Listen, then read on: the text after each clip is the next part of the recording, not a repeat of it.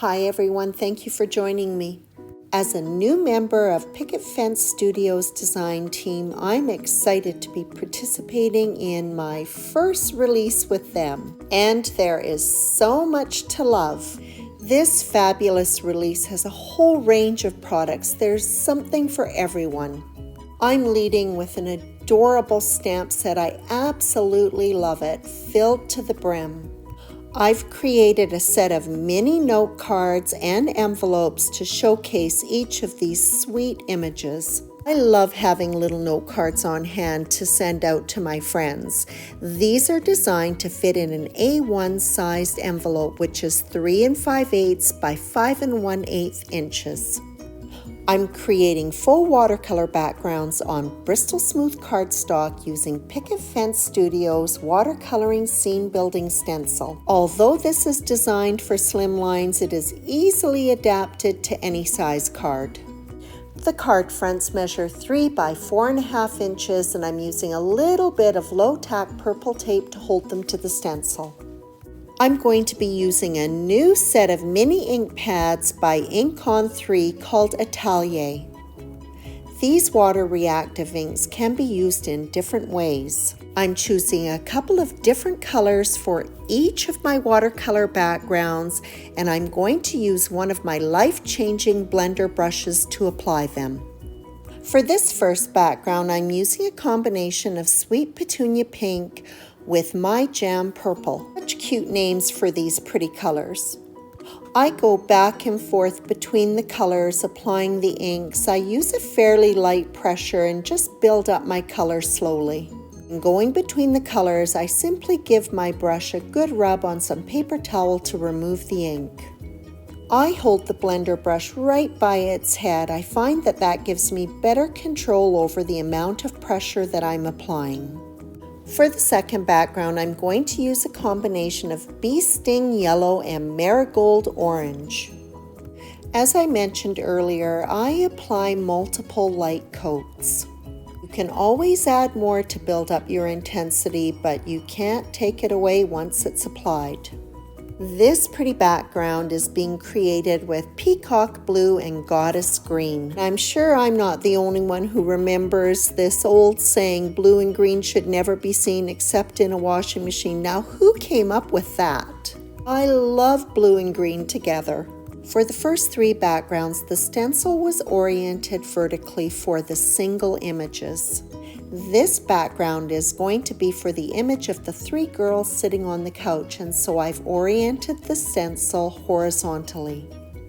I'm using a combination of Bee Sting Yellow with Sweet Petunia Pink. Using the same colors for each of the backgrounds, a coordinating envelope was stenciled. This stencil was oriented horizontally for all of the envelopes. This is a fun way to highlight the recipient's name and address. All of the images were stamped on Bristol Smooth cardstock using Picket Fence Studio's black hybrid ink. I like to use a stamping tool to apply even pressure across the image, and then my stamp is cleaned off with Picket Fence Studio's stamp scrubber. Quick and easy way to clean up those stamps. I'm going to be watercoloring. As a precaution, I set aside my stamped images to dry for just a little while before I begin.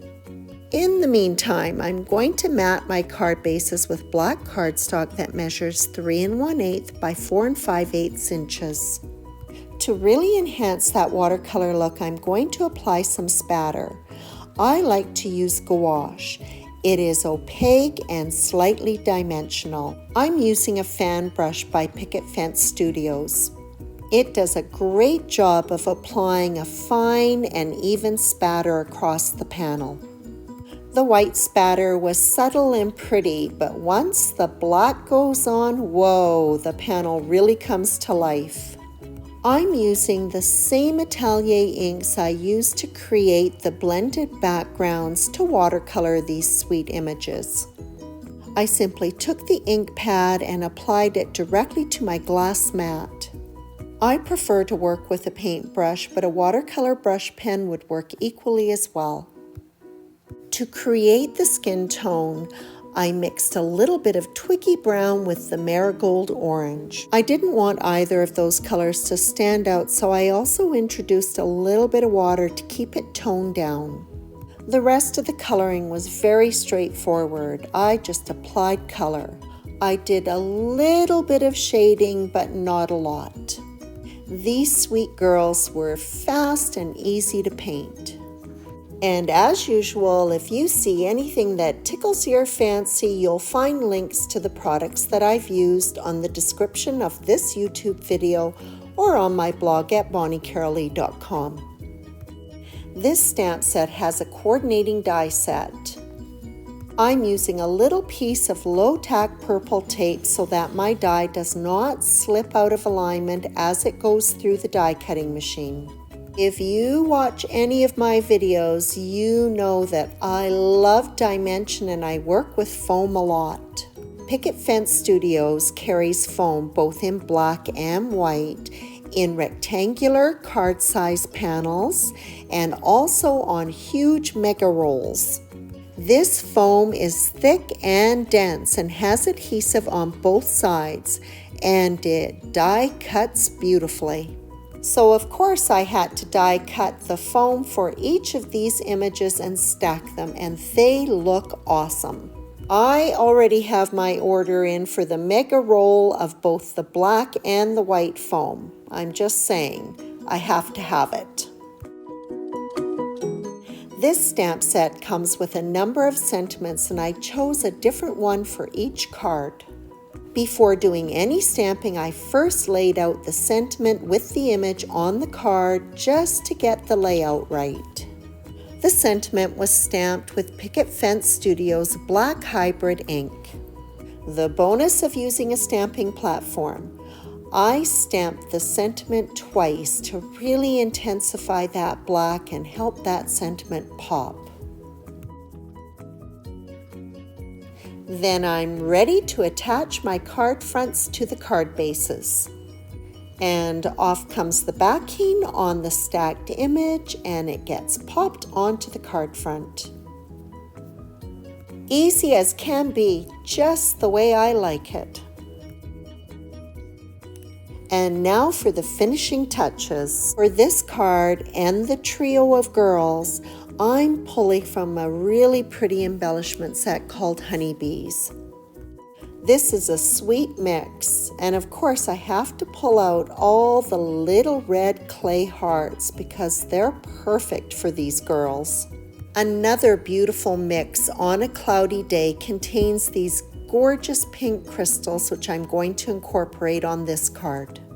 And for my final card, I'm using crystals that are called iridescent diamond. Just one of the cards has sequins, so of course I have to top them up with Crystal Nouveau Drops Morning Dew. These tiny note cards were fast and easy to make. When you combine a smaller card size, stenciling, easy watercoloring, and the awesome double-sided foam, it all comes together very quickly. I love how these sweet little note cards came out. Picket Fence Studio's Filled To The Brim is darling and whimsical, perfect for letting a friend know that you're thinking about them. To check out the full release, visit pfstamps.com. Thank you so much for stopping by, and as always, I appreciate your visit.